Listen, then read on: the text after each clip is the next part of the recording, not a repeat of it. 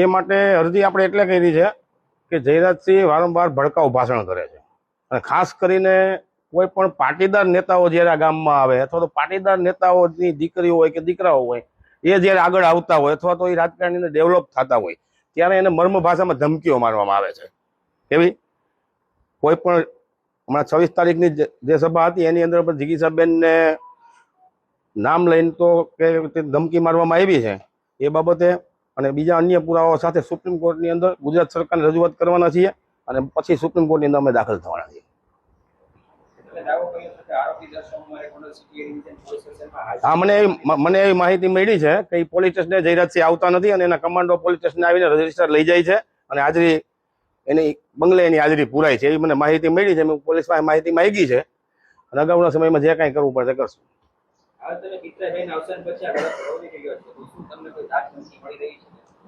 ના, હાલમાં ધાક ધમકી મળી નથી પણ હવે મળે એવું લાગે છે. હાલમાં તો ધાક ધમકી નથી મળી પણ હવે મળશે કદાચ. હા, ગુજરાત સરકાર જો કાર્યવાહી નહીં કરે, ગુજરાત સરકારને લખ્યું છે આપણે સેક્રેટરી અને મુખ્યમંત્રી સહિતનાઓને, જો એ કાર્યવાહી નહીં કરે તો 15 દિવસ પછી સુપ્રીમ કોર્ટમાં ઓલરેડી અમે દાખલ થશું. અમે અમારા એડવોકેટ રાખીને પિટિશન દાખલ કરશું.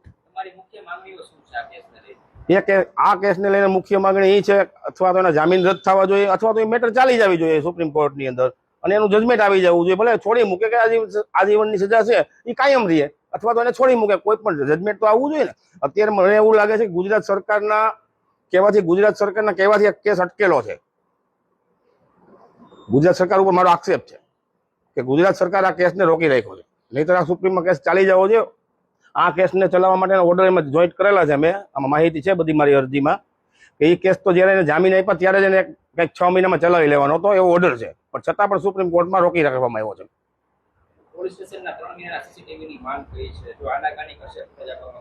આપણે કોર્ટમાં જશું ને, કોર્ટમાં જઈએ જ છીએ ને, આપણે કોર્ટમાં જવાના ને, બધી બાબતે જવાના. ઘરની વીજળી સ્વયં બનાવવા આજે સે સોલારનો સંપર્ક કરો.